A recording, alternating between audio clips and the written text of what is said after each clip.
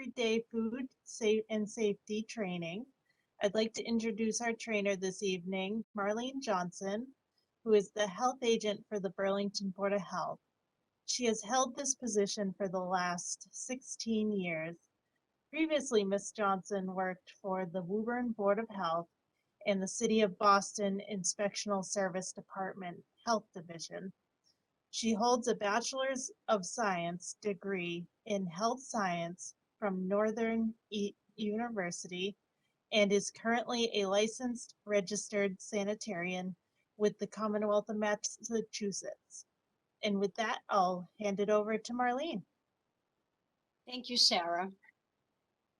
Just to let everybody know, my camera is temporarily off. I will turn it on at the end. We had some video problems with the voice and the video, so I'm just going to leave that off so that way you don't see my mouth moving with no words coming out. The plan is, my presentation is 40 to 45 minutes long, and I will take questions at the very end. And Sarah Quartermarsh, our administrative assistant, she will help me with organizing the questions at the end of the presentation. I do want to give a quick shout out to all our MRC volunteers. Thank you for your volunteer work. The Board of Health appreciates all that you do. This training is also open to the public, so welcome.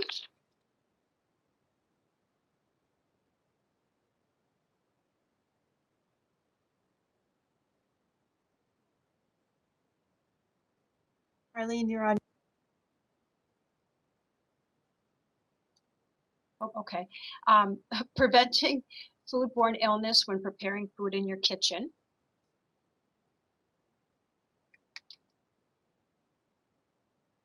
There are 4 key steps to food safety: clean, separate, cook, and chill. Clean your hands. Wash your hands with soap and running water for at least 20 seconds before touching food. Don't forget to scrub backs of hands, between fingers, and underneath nails. Germs hide there too. Clean your kitchen. Wash counters, tabletops, cooking surfaces, and the sink. Anything that touches food with hot, soapy water before you cook and after they come into contact with raw meat, poultry, seafood, eggs, or flour. Remember to clean inside your refrigerator, freezer, and microwave too. Clean your food. Rinse fruits and vegetables thoroughly under running water. Since bacteria can spread from the peel to the inside of produce during cutting and peeling, wash hard rinds and peels too. Dry with a salad spinner, clean cloth, or paper towel. Rinsing meat, poultry, and seafood won't make them safer and can spread germs around your kitchen. Instead of washing these foods, wash your hands after touching them. Step 2 is separate. Separate raw foods. Keep ready-to-eat foods away from raw meat, poultry, seafood, and eggs in your shopping carts, your baskets, and bags, in the refrigerator, and while cooking. Juices from raw meats, poultry, seafood, and cracked eggs can contaminate ready-to-eat foods, so it's important to separate them. Store uncooked meat, poultry, and seafood in plastic wrap or sealed containers, and eggs in their original carton on the bottom shelf of the refrigerator. Separate cutting boards. If you can, use a designated cutting board for produce and for ready-to-eat food, and a different cutting board for raw meat, poultry, seafood, and eggs. Always wash them in hot soapy water or in the dishwasher between uses. Separate plates. Plates that touch raw food aren't safe to reuse for cooked foods until they've been washed. Use clean plates to hold cooked foods and wash plates thoroughly in hot soapy water after they touch raw food. I want to share with you a recipe that I came across in a Food Network Stars cookbook that I have at home. I was making this recipe that was with shrimp. So the ingredients included raw shrimp, which is tossed in a bowl with marinade. It's an oil-based marinade. The recipe told me to cook the shrimp, and then the recipe told me to place the cooked shrimp back into the bowl with the marinade and toss it again. So when following recipes, remember that the person who wrote the recipe may not have a good knowledge of food safety. The Food Network star wanted me to put the cooked shrimp back into the bowl that had the raw shrimp. Not a good practice. Our next step is the cook step. Fully cooked meat, poultry, and seafood. Use a clean food thermometer to check that these foods reach a safe minimum internal temperature before you eat them. Wash the thermometer with soap and water between uses. Safe minimum internal temperatures. Beef and pork, you want to cook to a minimum 145 degrees Fahrenheit. And where these are generally roasts, you want to make sure any roast that you cook, you let it rest for about 3 minutes. It will actually continue cooking. Seafood, you want to cook to 145 degrees Fahrenheit. Ground meats, such as meatloaf, hamburgers, meatballs, 160 degrees Fahrenheit. Eggs, such as fried eggs, scrambled eggs, omelets, 145. Egg dishes, such as quiche, frittatas, casseroles, 160 degrees Fahrenheit. Poultry, 165 degrees Fahrenheit. And when using the microwave to reheat foods, you want to cook those to 165 degrees. When you reheat leftovers in the microwave does not cook evenly. There's some hot spots, there's some cold spots. So it's really important when you are reheating food to that 165 degrees Fahrenheit that you use a thermometer and check several areas of your food to make sure that it has hit 165 or higher. These are not good cooking instructions. You probably have seen some of these in some of the recipes you've read. Cook until juices run clear. That's usually with chicken. Cook until fish flakes easily with a fork. Cook until done. What does that even mean, cook until done? The only way to make sure food is safe to eat is to check the temperature. Keep a food thermometer in your kitchen and clean it with soap and water before and after using it to test the temperature of the thickest part of your food.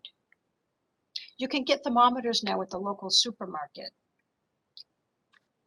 And how to use a thermometer? It's very simple.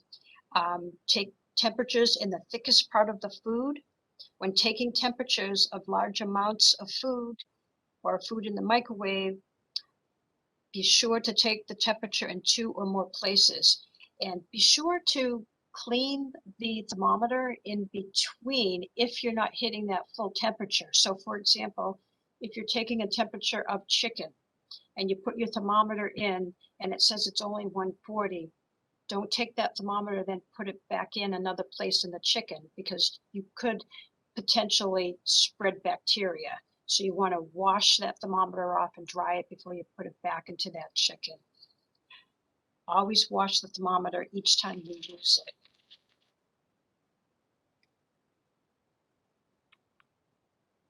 Our next step is the chill step. So you want to chill groceries.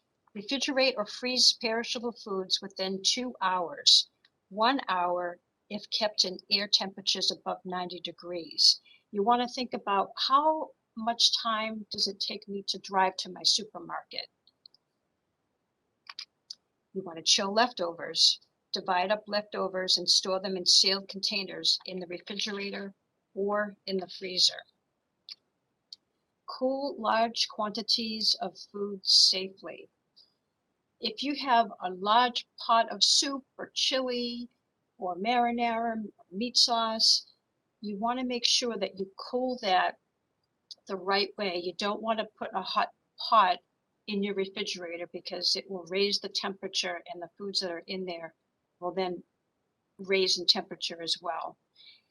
One of the things that you can do is you can utilize your kitchen sink. You can put water and ice in there and put your pot of soup or chili or marinara in the sink. Just make sure that the water and ice level is up to the level of the food in the pot.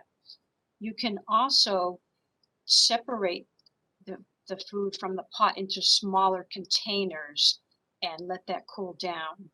Once it hits room temperature, which is generally around 70 degrees, then it's safe to put that into the refrigerator to cool further.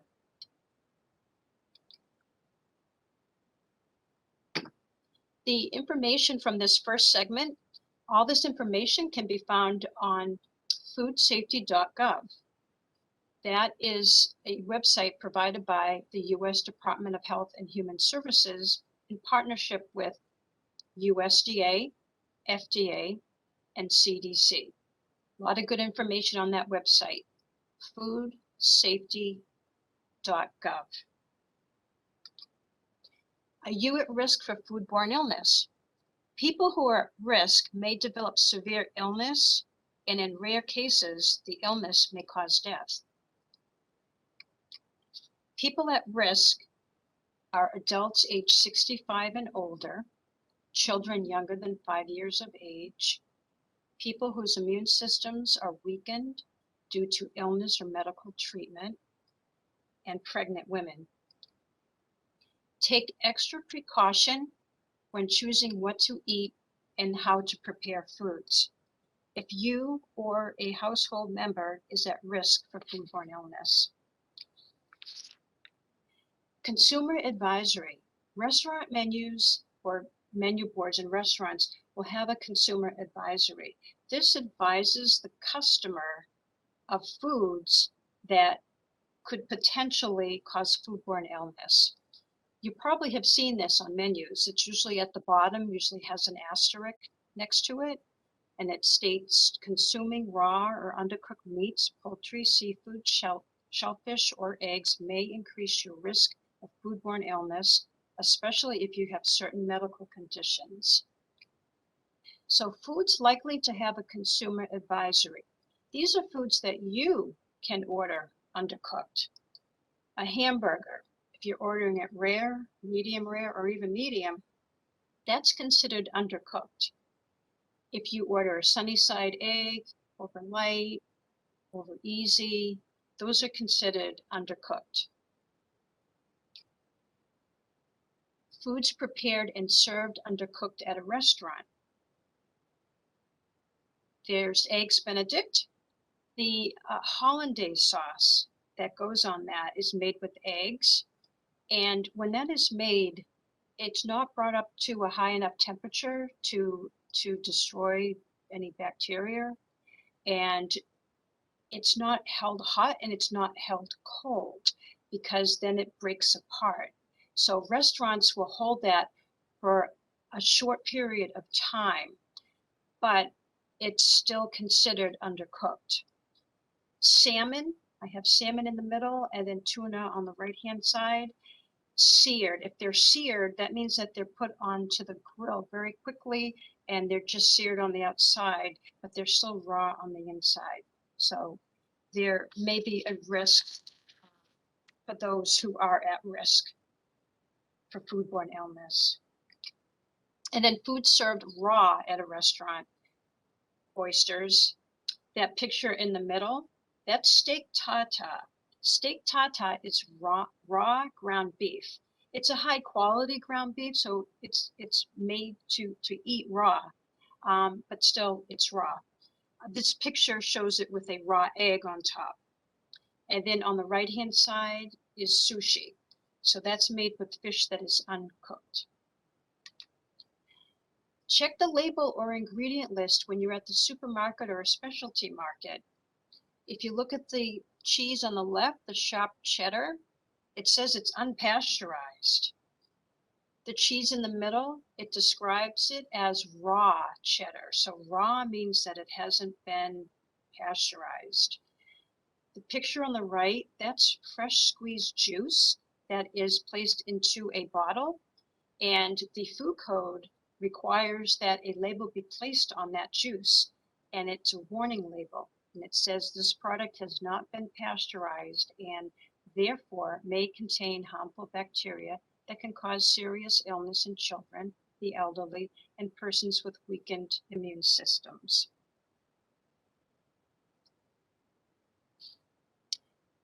Bean sprouts, if you look at the bottom line there, it says keep refrigerated, wash well.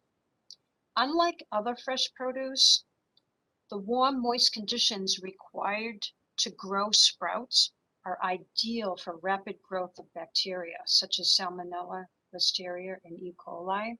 So it's really important to keep this product refrigerated and to wash it really well before you use it. The product on the right-hand side, if you notice on the bottom right in red lettering, it says raw chicken. A few years ago, there was a large salmonella outbreak because folks didn't realize that they had to fully cook that there's raw chicken in this. It's not a pre-cooked chicken. And some people were cooking it in the microwave and they weren't cooking it to the proper temperature to kill the bacteria. So there was some illness. So they redesigned their packaging, and you'll see that now, raw chicken, and it will say it on either on the back and with the instructions to cook it to at least 165 degrees Fahrenheit. Pregnant women should know that you need to cook hot dogs and luncheon meats until they're steaming hot, or avoid them completely. They can be sources of a rare but potentially serious foodborne illness known as Listeria infection. Listeria can cause miscarriage, stillbirth, or preterm labor. Pre-washed bag lettuce. CDC says no further washing is required if the bag is labeled as ready to eat, triple washed, or no washing necessary. But it's your choice. If you are someone in that high risk group, you may want to just wash it that one extra time just to be certain. I want to show you this website as well. This is a great website for leafy green recalls that CDC has. In fact, if you look at this website, there's a recall right now. They've been dealing with this recall since the end of December on a bagged leafy green. So this website is cdc.gov/food safety /communication /leafy-greens.html.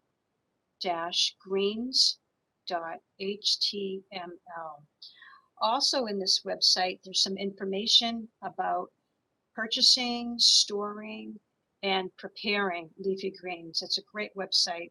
I encourage you to check it out.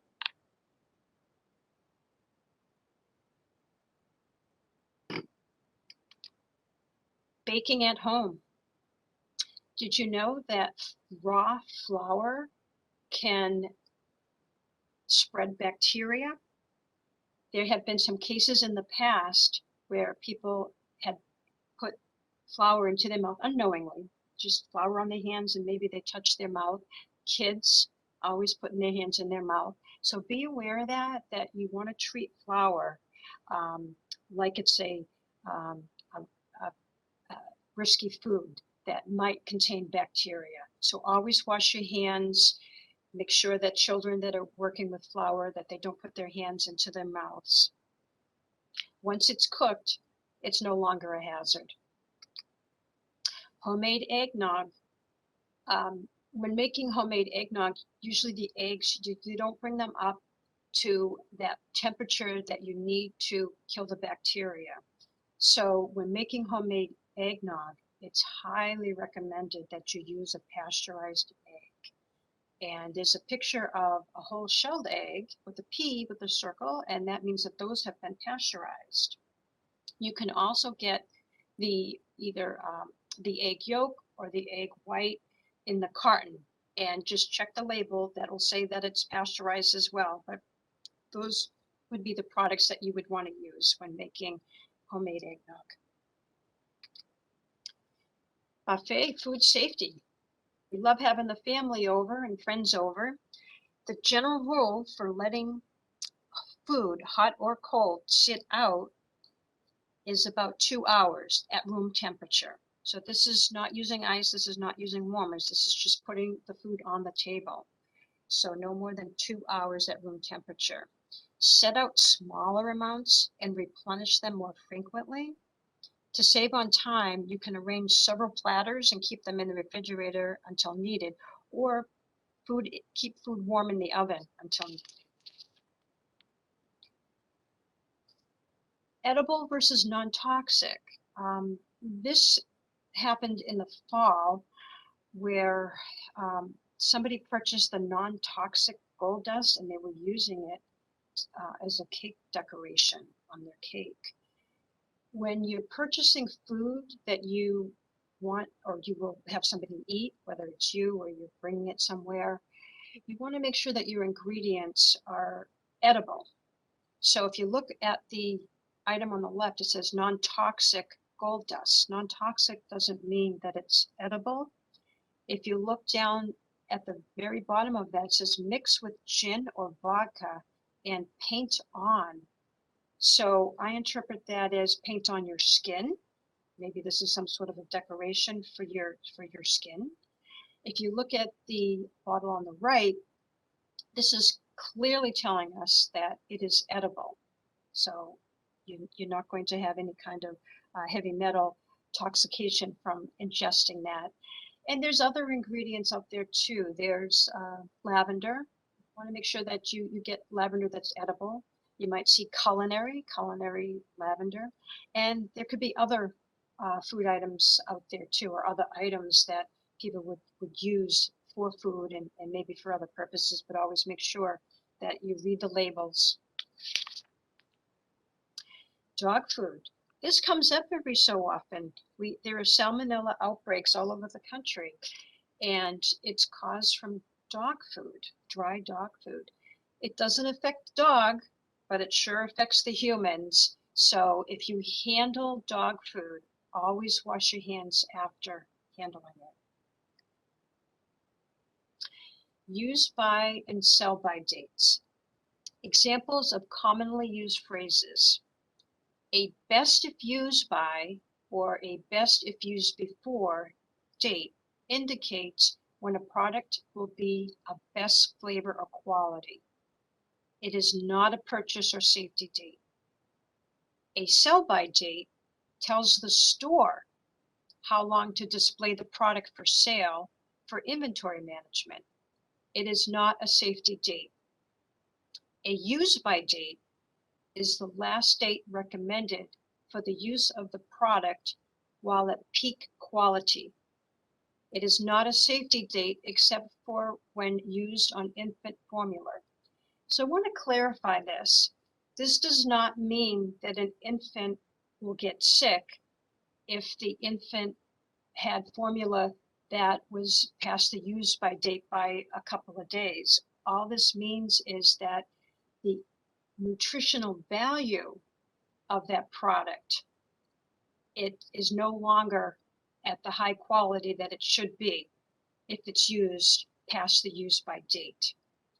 A freeze by date indicates when a product should be frozen to maintain peak quality. It is not a purchase or a safety date. How long to keep foods in the refrigerator? There are so many different recommendations for so many different foods that I thought that I would share this link with you and you can look it up on your own.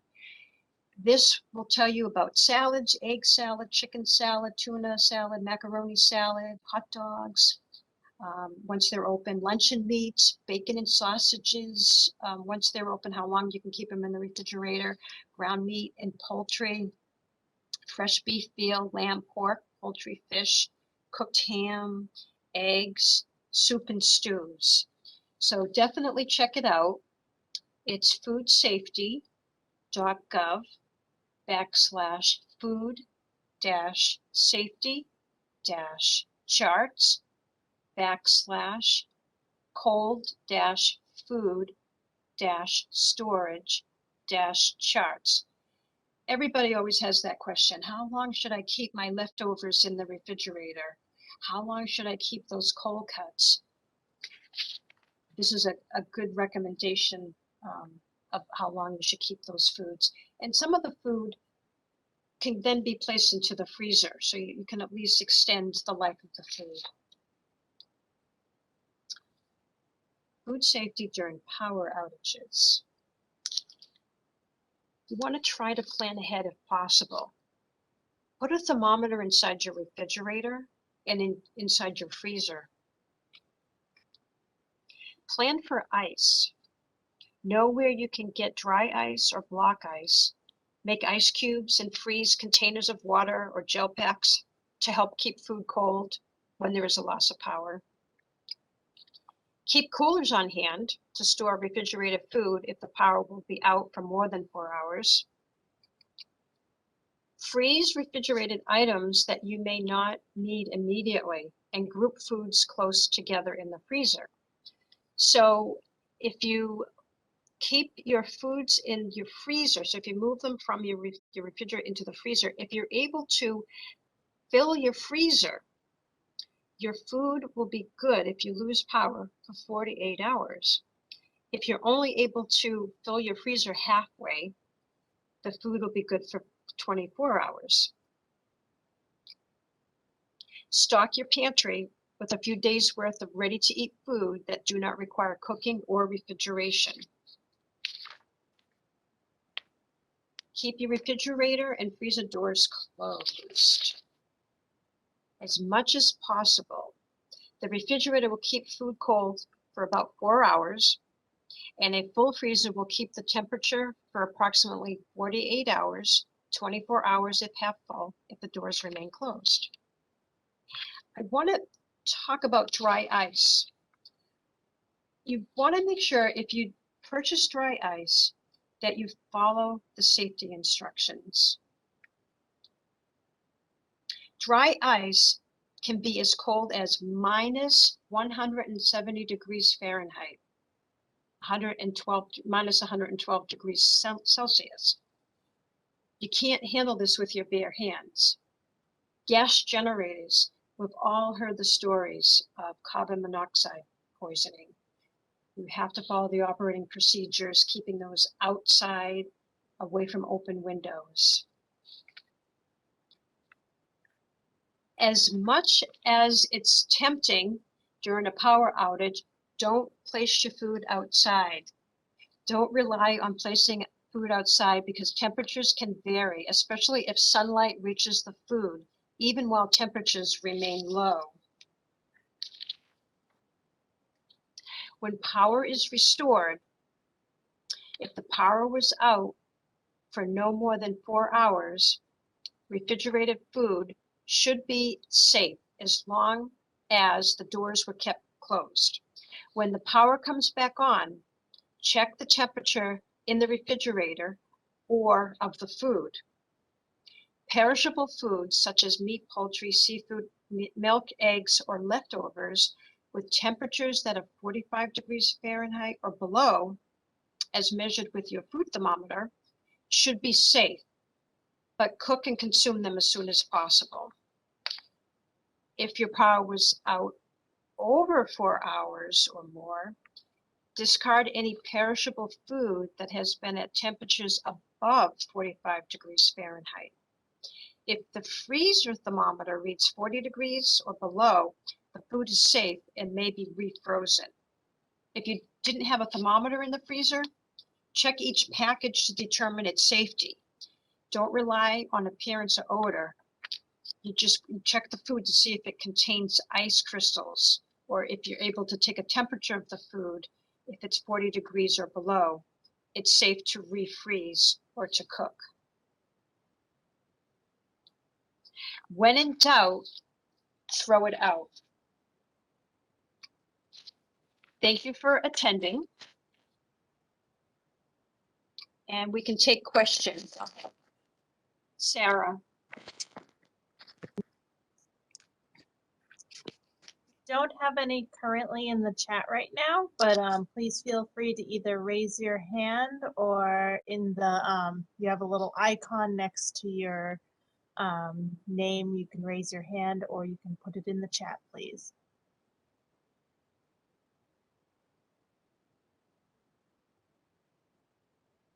I have a question. Can I just go ahead, Sarah, with my question? Oh, can you hear me?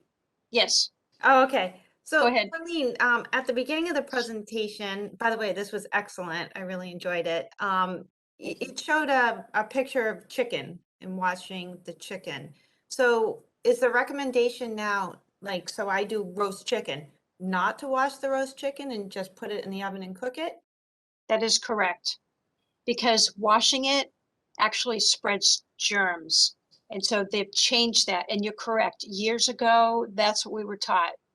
I'm still reading recipes that say, wash your fish, wash your chicken, rinse, rinse this, rinse that. You don't want to do that with raw proteins because Okay, so even salmon, so I make salmon a few times a week, don't wash it, just cook it.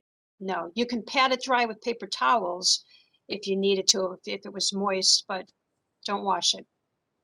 Great, thank you. You're welcome. Marlene? We do have, oh, sorry. No, can I go ahead? It's Who is this Janet. on the? Hi, Janet. Hi. We make a lot of soup in large containers. And I heard all about letting it come down a little bit and putting it in smaller containers before we put it in the fridge or the freezer. Did you say 70 degrees? Right, so you want to get it down to room temperature as quickly as you can. Okay, We tell restaurants that they have 2 hours to get it from 135 degrees Yep. Fahrenheit to 70 degrees Fahrenheit within 2 hours. So if you can get okay, it cooled down as quickly as you can, and then once it's at 70, you could put it into the refrigerator. You probably want to leave it uncovered for a little bit just to get the temperature to come down even further. okay, thank you. You're welcome. We have Rose in the chat asking, how long is deli meat good for?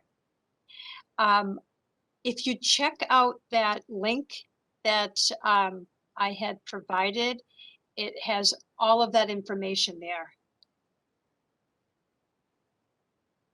Does she need the link again? I can go back.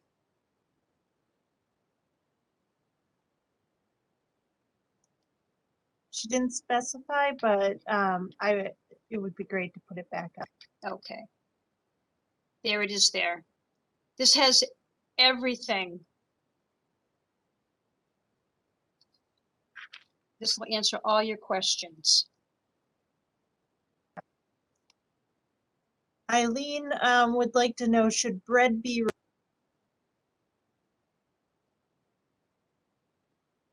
Can you repeat that, Sarah? You just cut out. sorry, should bread be refrigerated? So bread has a tendency to mold, and it's not going to cause foodborne illness, but who wants to eat moldy bread? So if you put it in the refrigerator, that actually will slow the mold process. So if you put it in there, you can have a longer shelf life. It will eventually mold, but it will take longer than leaving it out on the counter or leaving it at room temperature.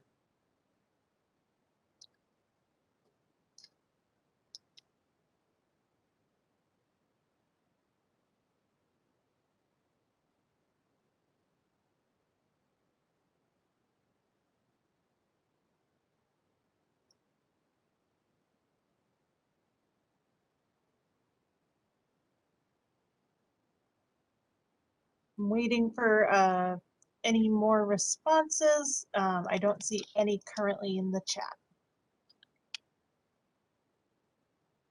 Great. Well, I thank everybody for coming. And if you have any questions that might come up, feel free to give the Burlington Board of Health a phone call. We'll be happy to answer any questions that might come up. There's actually one, I'm sorry, Christine Pollock has her hand up. Oh, Christine, hi. you could unmute I was yourself. just about to type it in the chat and then you were gonna go off. The only question I have, Marlene, can you talk about, because I'm hearing different things, I buy farm fresh eggs. And they were, they tell you not to put them in the refrigerator because of the coating on the outside of the egg. And I'd like to know, like, what's the length of time you can keep them on the counter? Do you need to parboil them or wash them before? I heard you're supposed to drop it in hot water for a minute. So can you just go over the difference between store-bought eggs that are refrigerated and farm fresh eggs that don't need to be refrigerated and how it's handled? Well, what I can do is I can provide, we can even post it on our website. The Massachusetts Department of, I think it's Agricultural Resources, they have excellent information all about that. I do know that when we had a farmer's market, we required those eggs to be refrigerated. They had to be at 45 degrees Fahrenheit or below. So I'm not sure, where you're getting your information, but for food safety purposes, you still have salmonella potentially in those eggs. So you really should refrigerate those. Okay, thanks. You're welcome.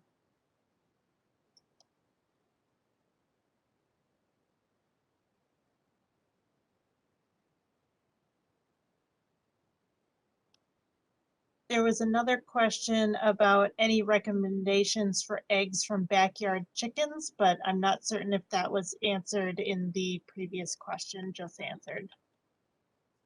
Yes, as I mentioned, I'll put some information on the website, but that's great. The farm fresh eggs, you probably have plenty of them, and they're probably a lot cheaper than we get in the markets too.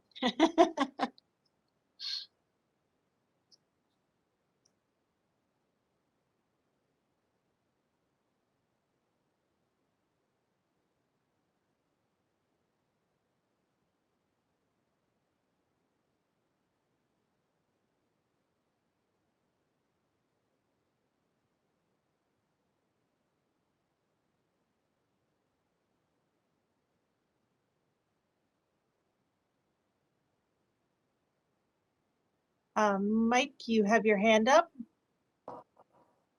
Yeah, Marlene, I think the refrigerator manufacturers are trying to sabotage me because in my refrigerator I have the veggie drawer and the fruit drawer at the bottom. And according to your storage standards, we should be storing our raw meats lower than our fruits and vegetables. So that just seems wrong. I know. I gotta change the labels.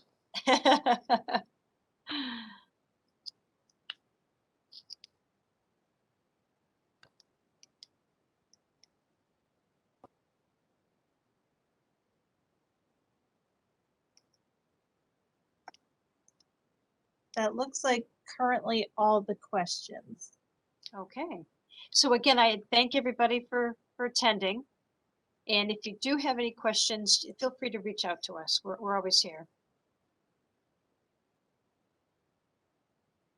Thank you. Thank you.